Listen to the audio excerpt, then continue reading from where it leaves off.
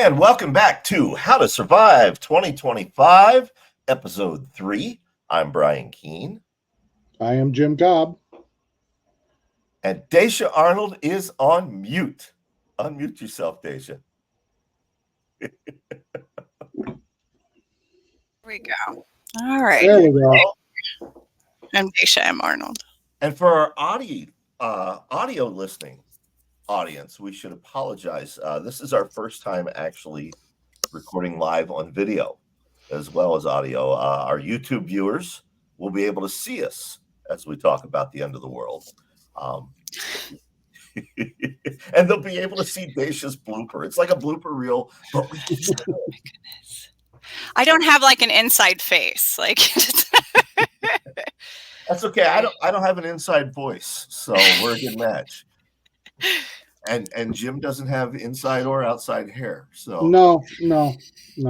The thing I have to remember is to not make those expressions on my face out loud. There you Since we're go. on video now. There you it's a go. struggle. It's a real struggle. Yeah. It is. So today is part 2 of our two-parter on mindset. And as we warned listeners last week when we gave them that homework assignment, and we're going to warn you again here at the top of the show, we are actually discussing before we began recording, are we rated PG-13 or R? And we decided we're probably a soft R. Given to the amount of cursing that both Dacia and myself do, mostly Dacia. But we are going to be talking about some things like PTSD and trauma and grief. Mm-hmm. So if you have, kids in the house under the age of 13, let's say, or, maybe older, but you know what their sensitivities are, you may want to consider that before you're listening to this episode. Before we get into that, though, Jim, I know last week we talked about doom scrolling and falling into the trap of doom scrolling, and you had some thoughts on that. You said something that really stuck with me throughout the week. You said you should be prepping to live, but not living to prep. It should be part of your life, but it shouldn't run your life. It should reduce fear, not increase it. I thought that was beautiful, and I wanted to spotlight it right here at the beginning. And I thought maybe we should talk a little bit more about doom scrolling and how not to fall into that trap. Well, and it's a common thing that happens, particularly when you're new to preparedness and you're becoming more conscious of risks around you, whether it's local or national or international. The problem comes in when you become hyper aware of these different risks and different risk factors, and you get to the point where you don't want to leave your house.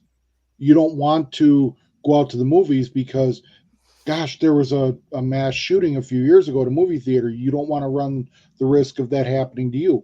Or you don't want to go to the grocery store because somebody might abduct you or your child because you're hearing about all these this human trafficking in the news, things like that.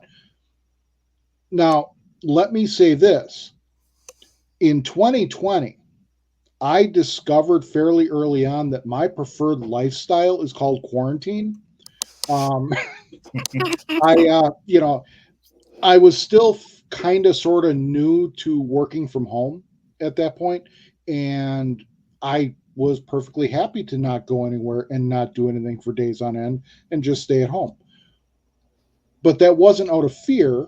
That was just, I kind of like not being around a lot of people all the time.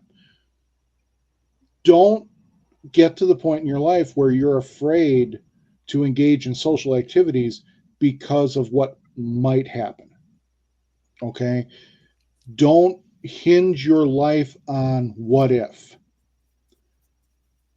A far better approach is to use prepping, use preparedness to give yourself a level of confidence that you're going to be okay if the remote chance something does happen outside the home, in your home, whatever the case is.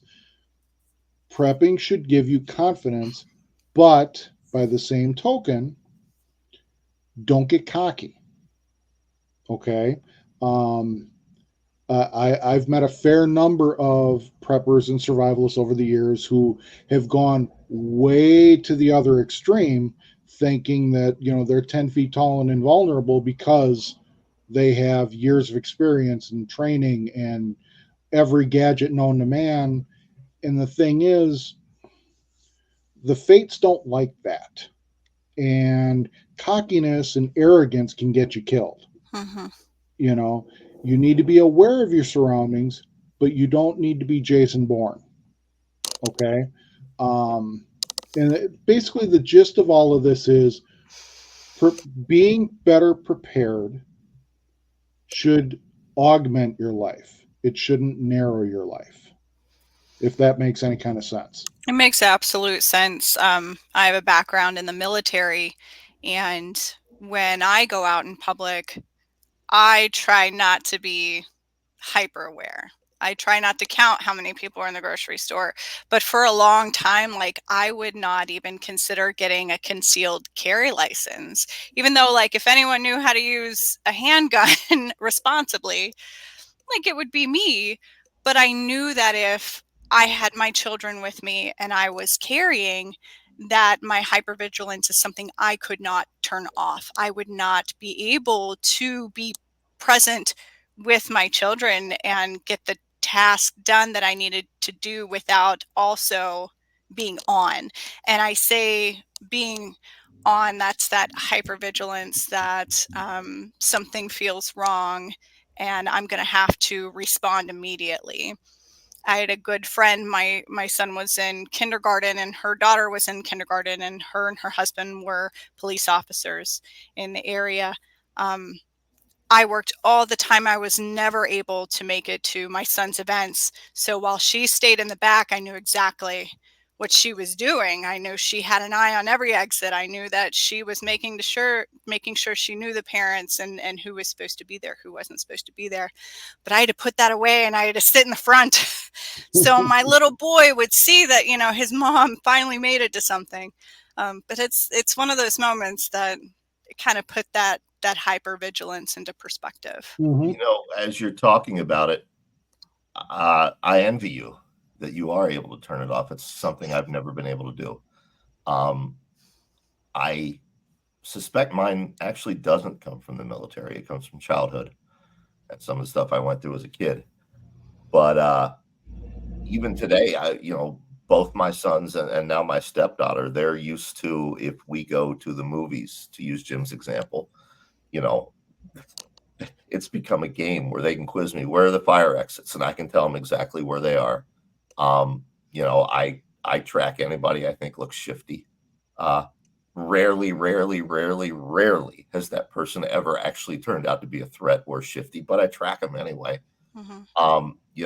If my youngest is in marching band, high school marching band, and when we're at a parade, I'm trying to enjoy the performance and the floats as they go by, but I catch myself watching the crowd. It's like breathing. I forget I'm doing it.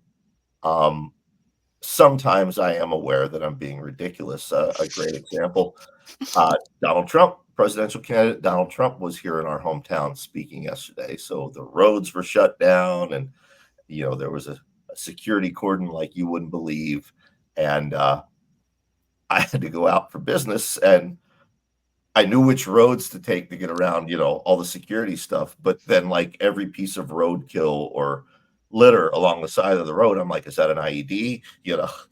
And then I'm like, okay, you're being ridiculous, right? I think what you know, so yeah, I envy you being able to turn it off.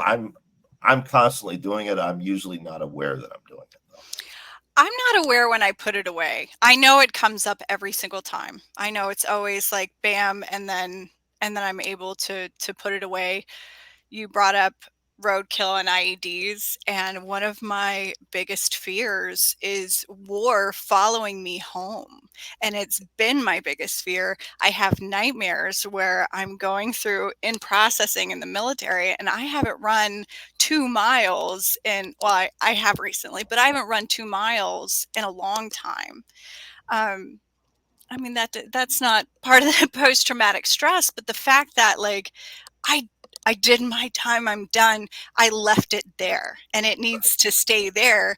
It doesn't need to happen at the airfield down the street from where I live. It is very stressful and feeling like I was almost like at ground zero of another civil war over somebody getting assassinated is not fun for me. Right. It is. Elaborate, because our listeners might not be aware. Yeah. You live near. So I actually live in Butler, Pennsylvania, where the attempted assassination on former President Donald Trump took place. We drive past it. We actually drove past it the day after, and there was media everywhere. The flag was still flying, but it was on our way up to go to Lake Erie to spend time with our family because it's so precious. Right. Yeah. So You talk about the war following you home. I always think about my father and one of his best friends, and I'm not going to give his friend's name on the air because he's a private citizen, but they were both 82nd Airborne during Vietnam. You know, some of the best of the best. Mm-hmm. My old man made it to sergeant. They were both still on active duty when they came home, and they got put on riot control. They were in Detroit, they were in Washington, D.C., and they were in Chicago. And, they were carrying that war with them, and it was still very, very fresh for both of them.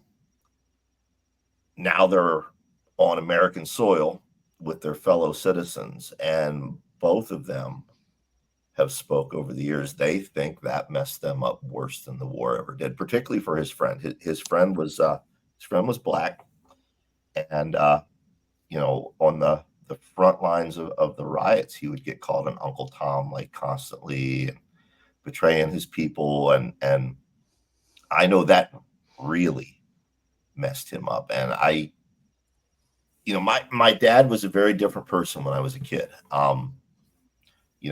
To his credit, my dad was he was a blue collar West Virginia hillbilly.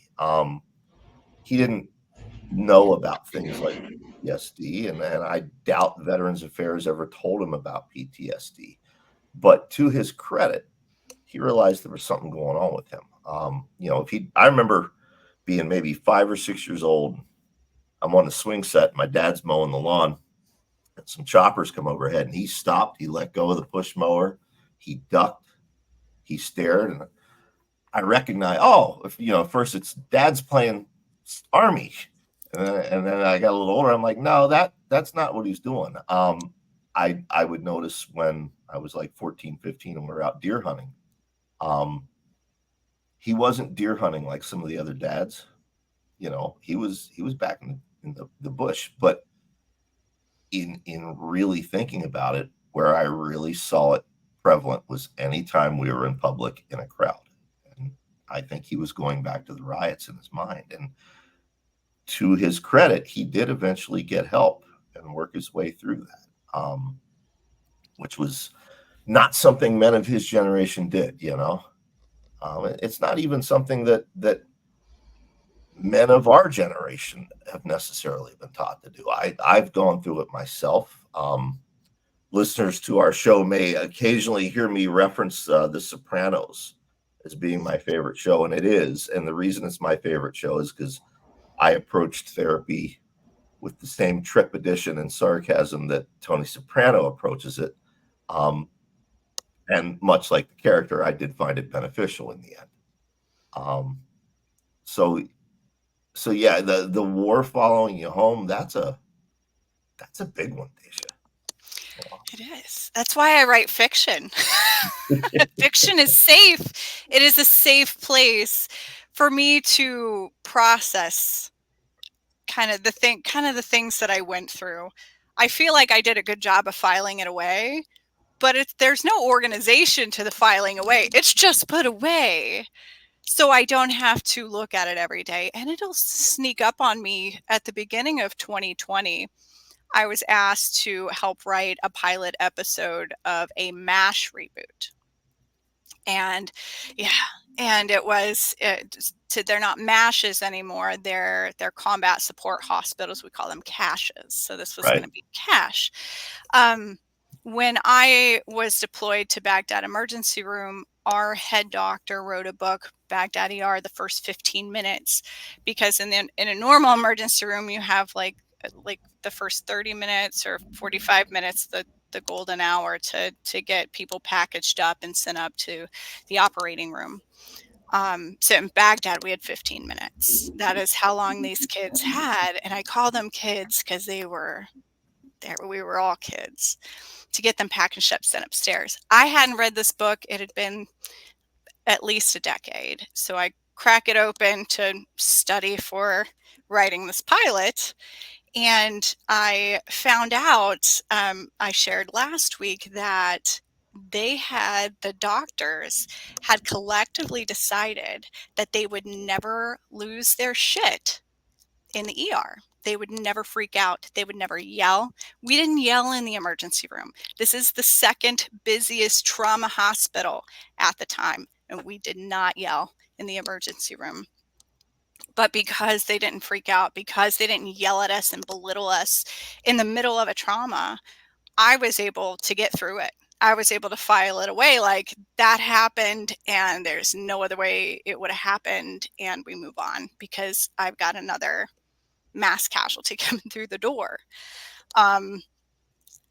And so I was able to read the beginning of that book in preparation to write this pilot, but then there was another show going on at the same time called 68 Whiskey. And it was kind of the same mentality of like a Today MASH.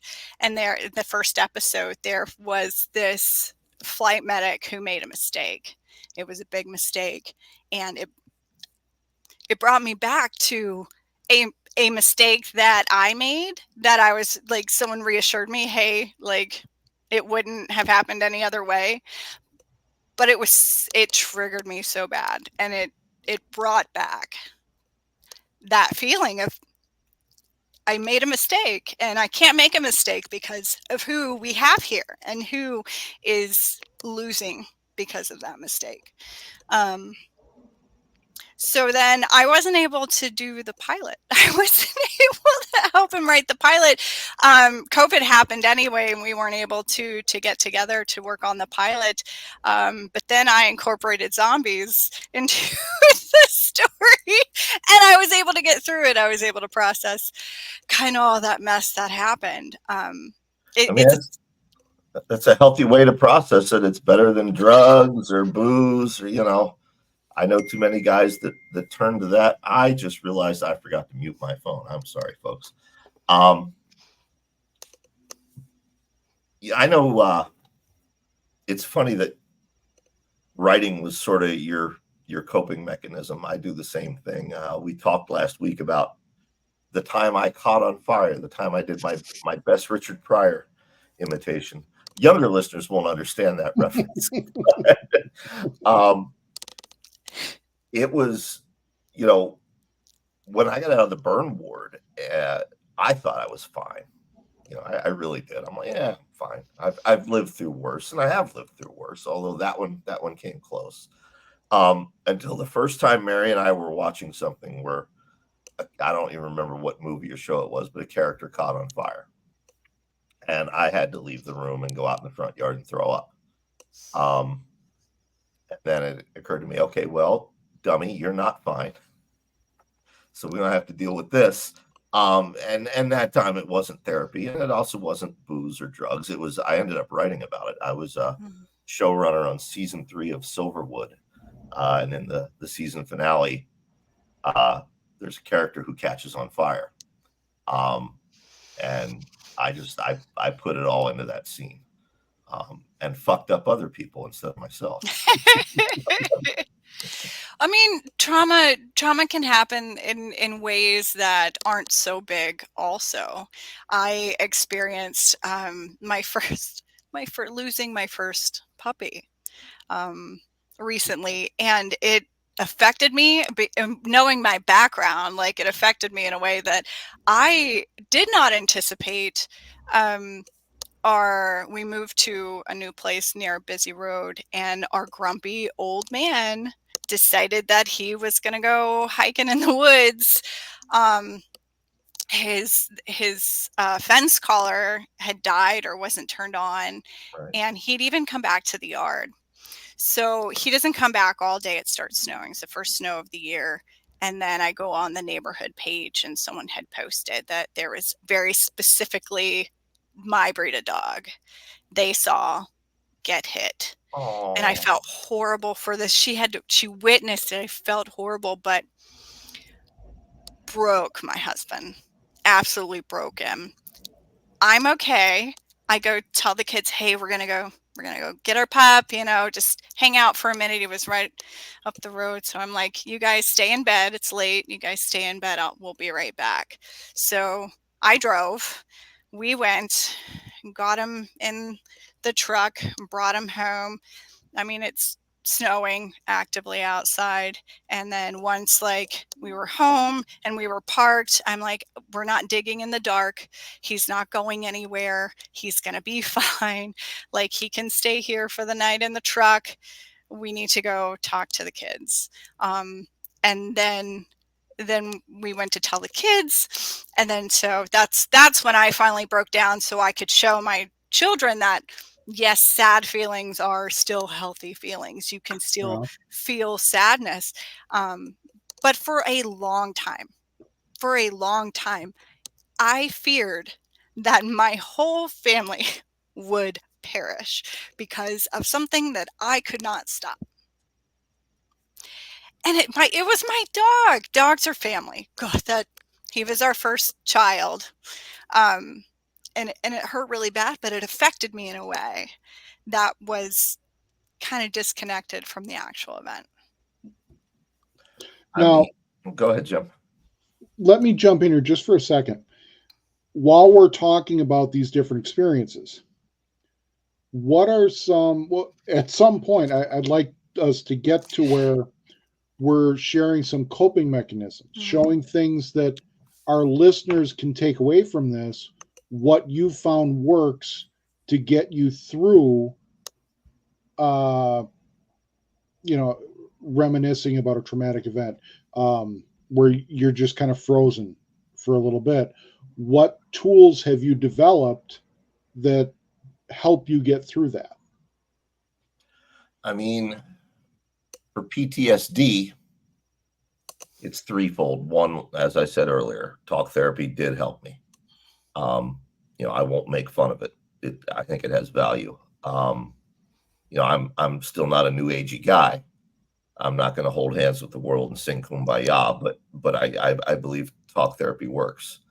Putting it into my art, channeling it into my art worked. If there's a listener out there who doesn't think they're artistic or creative, maybe there's something else you're good at. Plumbing can be art, but see what I've got cobbled together underneath my kitchen sink. There you go. That's modern art, man. The other thing, and as I said, I went through a lot in childhood, and we're not going to recount it here on the show because, first of all, it'd be a 2-hour episode. Second of all, I just don't want to talk about it. If listeners are curious, and I'm not saying this to plug it, I'm just saying it because it exists. I wrote a novel called Ghoul. The main character, Timmy, is 99.9% autobiographical. That'll give you an idea of what I went through as a kid. What I have found is what I impress upon my 3 children, and that is a parent's job is to be better than the parents that came before. If you had terrible parents, it's an easy job. If you had great parents, it's a hard job, but that's your job. But as far as grief, with what Dacia was just talking about, I'm not the one to ask. I am unlucky enough to have lost an obscene amount of friends my age over the last decade. I think the tally is up to 18 now. Um, almost all of them from cancer or some other illness. 2 from violence, but the rest from cancer and illness. And I've tried different coping mechanisms. Some of them, like breaking up with my girlfriend and redeveloping a taste for cocaine, were not useful at all. Some of them, like talk therapy in this specific case, really didn't help me. I find the only thing that has helped is the passage of time. Mm. And I hate to say that to listeners because they're looking for firm, hard, simple answers, and that's none of those things. But yeah, it's just the passage of time has made the pain and the loss manageable. I think that the toughest thing is having the discipline to be patient and allow that passage of time to happen. I think one of the things that helped me the most is oh, I should have grabbed tissues. Was forgiving myself for any passing of someone close to me. I didn't kill. I've never murdered anybody. But you take on so much guilt and so much blame. Just like, oh, I should have called more. I should have said this. I should have said that. Maybe it would have changed something. It's not always the case. And then stop blaming and stop being so mad. Being angry will eat your soul until there's nothing left. I should have grabbed tissues. I'm doing okay though. I'm doing all right. I got a Navy buddy. I won't identify him on the air other than to say his last name's Bloom. He and I were super tight. And Dacia, you hit it. We were kids when we served. Yeah. And our wives like to say now that when we get together, we're both in our early 50s, and when we get together, we immediately revert to being kids again. But we had a string of deaths of guys we served with. And they were all from cancer, every one of them. And Bloom convinced himself it was the burn bags. We would take top secret material, we'd put them in bags, we'd incinerate them out in the middle of the ocean. He said, it's like Desert Storm with those burn pits. And I would say, well, those are really different than what we were burning. But he swore up and down that this is why everybody had caught cancer, and it was going to happen to us too. And I realized about the third time he brought it up, this is his way of coping. He blames himself. Mm-hmm. He feels guilty for still being here, and they're gone. He misses them. He's worried he's going to be next. I identify with all these things too. This is his way of coping, and I don't know that way is necessarily destructive. And I guess that's the thing. Nobody can tell you what your coping mechanism is. Just try to make it something that's not destructive to yourself, or more importantly, to those around you. And that's important. Dacia, you talked about the anger part of it. And that's something that really resonates with me. I've lost both my parents. My mom, we lost about 15 years ago. She was in her mid-50s. Oh, wow. And my dad was back in 2019. And with my dad in particular, it was about 2 years of utter hell with him, with his declining health. And we were dealing with, he had a part-time caregiver that we found out was robbing him blind. And, we had a lot going on that was quite literally dumped into my lap. People talk about how horrible 2020 was to go through with everything that happened. I'm telling you right now, 2020 was a fucking cakewalk compared to what I went through in 2018 and 2019. I was skipping through 2020 after everything I dealt with. And partially because of having to deal with those things, and partially because of things that my father would say, whether it was under the influence of medication or not. I was very angry. I was very bitter.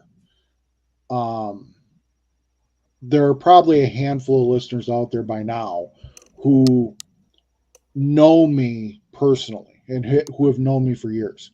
Mm.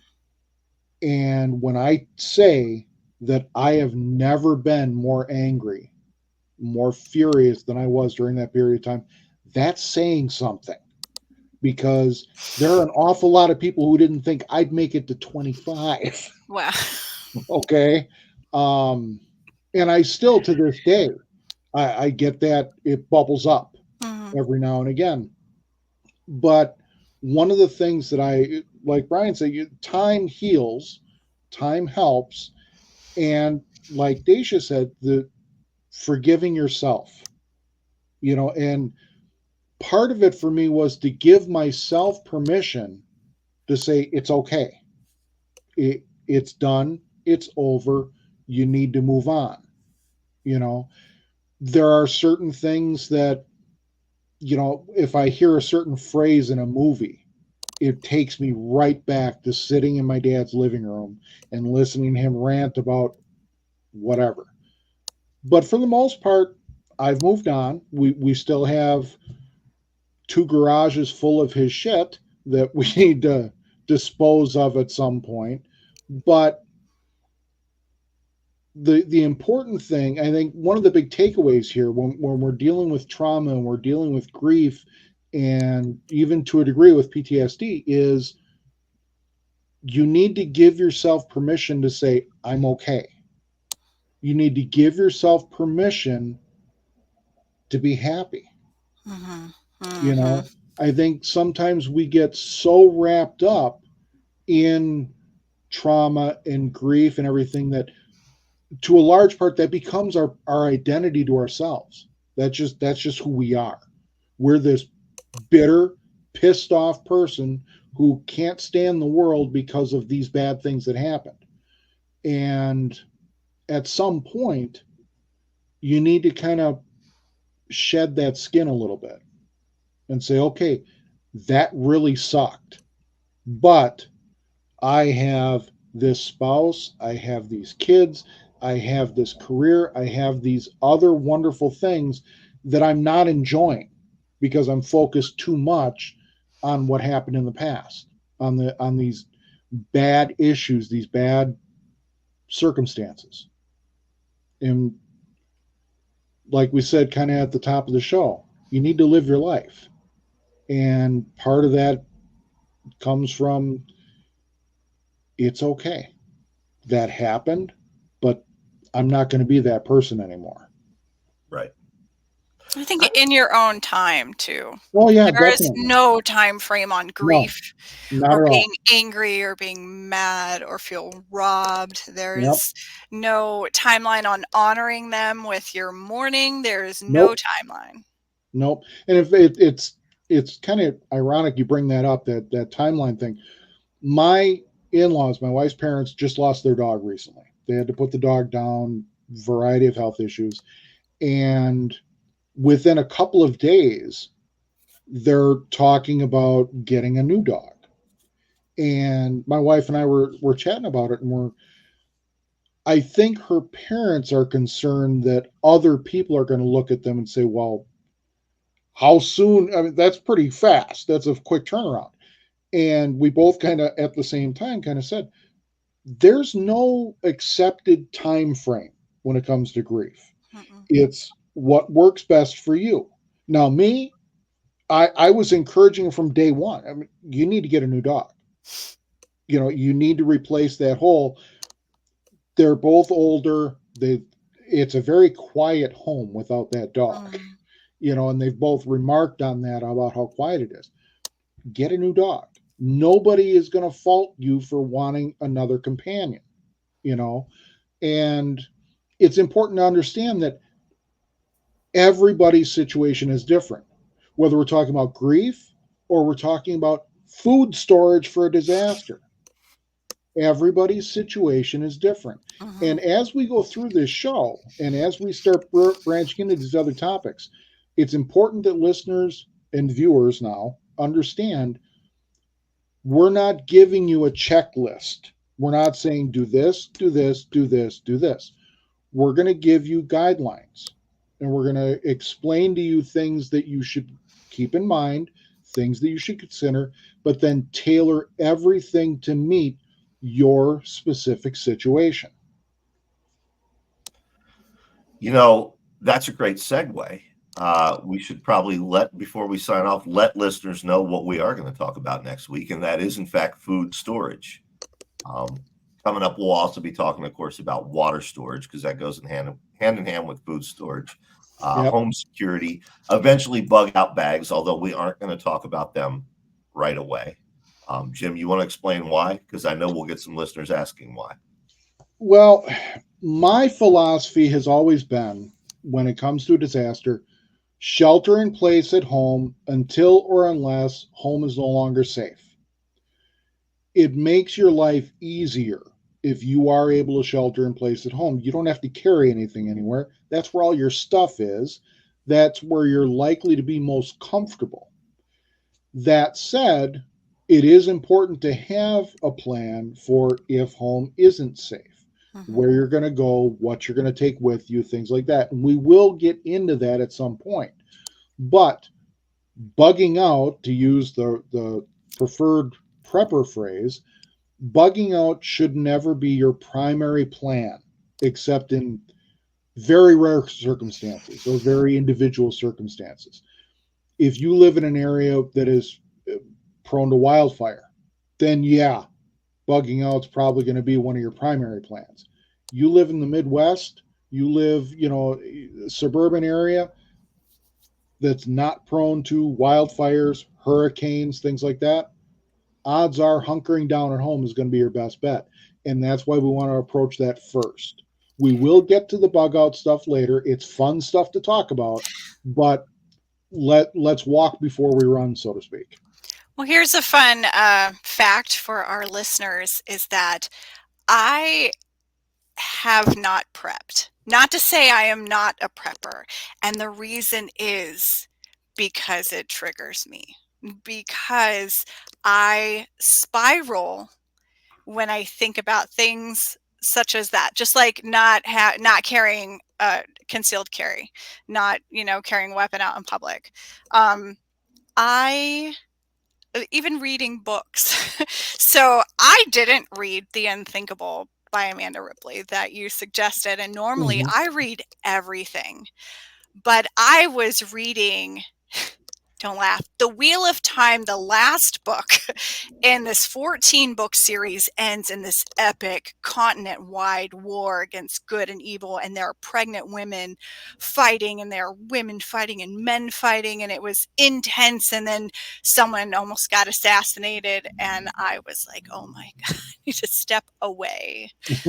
But even nonfiction, I read Raven Rock is a book about the nation's history and nuclear response. That worked me up. It was very interesting. It was great information, totally ruined me for a long time. My coping mechanism, just by default, is planning.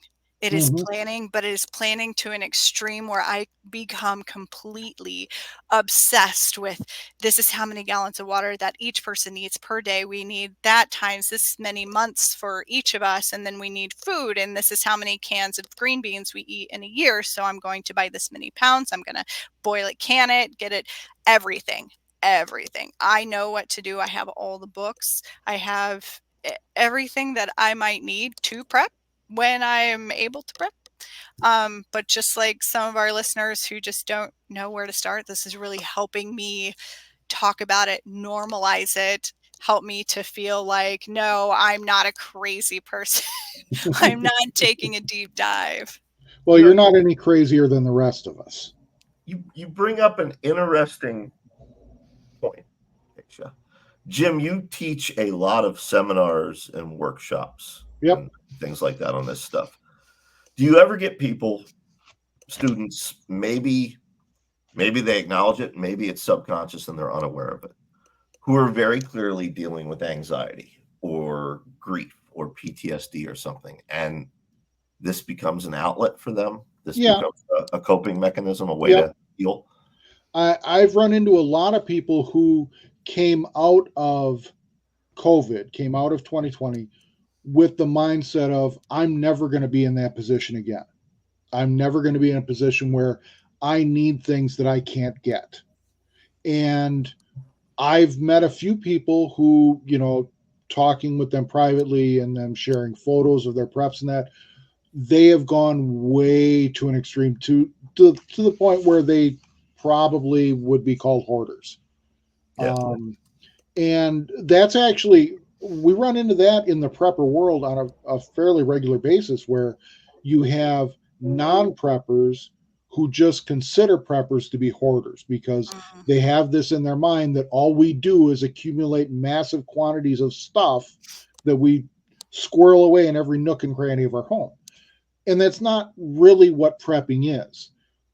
There's a phrase that is common in the prepper world: skills trump stuff, Mhm. meaning knowing how to do things is more important than just accumulating stuff. And that's absolutely 100% correct. The corollary to that, though, is it doesn't need to be a competition. Skills trump stuff, but skills plus stuff is even better. Knowing how to preserve your food, for example, while at the same time investing in extra food and supplies, is that's a winning combination. And again, we'll get into the food stuff next week, and we'll talk about what's realistic and what you don't really need. And again, how to tailor all of this to your circumstance, to your family situation, so that you're not a hoarder and you're not, just setting aside years and years worth of food that's just going to go bad eventually. But at the same time, should you be faced with a crisis, you'll have what you need to make it through and keep your family fed, hydrated, and safe. Can I give out the homework assignment this week? Sure. Yep. Yes. So at work, we often talk about early detection of early onset dementia and what we would do with the knowledge that we are highly susceptible to developing dementia and how that might affect our family. And if we knew about it ahead of time, what would we do to prepare? So, with this in mind, my homework for everyone, if you don't already have one, go work on your wills. Work on your wills, work on your powers of attorney, work on your living will. Communicate to your family Yep. what you want to happen in the case that you are still here, but you're not all there, Mm-hmm. or in the case that you're not here at all. You're going to Yep. save your children a lot of heartache, a lot of Mm-hmm. therapy, a lot of fucking pissed offness if you do this. And it's, for me, it's like one of the least, it's the least I could do to prepare my kids for when they're adults. Yeah. Yeah. That It's is a very, very important. great homework assignment, Dacia. Absolutely. Absolutely. All right. Well, I guess that brings us to the end of this episode. Food storage next week, which reminds me, when we get done here, I need to go down to the garden and pick 1,000 more tomatoes and get them ready for canning. So, all right. Any final thoughts? Anything you guys want to plug before we sign off? We have a Facebook page. We have an Instagram page. We have a Twitter page, How to Survive 2025. You can look up the hashtag. You'll find us. And I said some about it. Yeah, and we're everywhere now. Hello, Spotify. Hello, Yes. Apple. Hello, iHeartRadio. I'm watching the listing numbers tick up over the last 2 weeks. We seem to be striking a chord. And happy to announce that starting with today's episode, we will have transcripts available as Nice. well for those who are so inclined to use those. So yeah, lots of good stuff happening. We're prepared.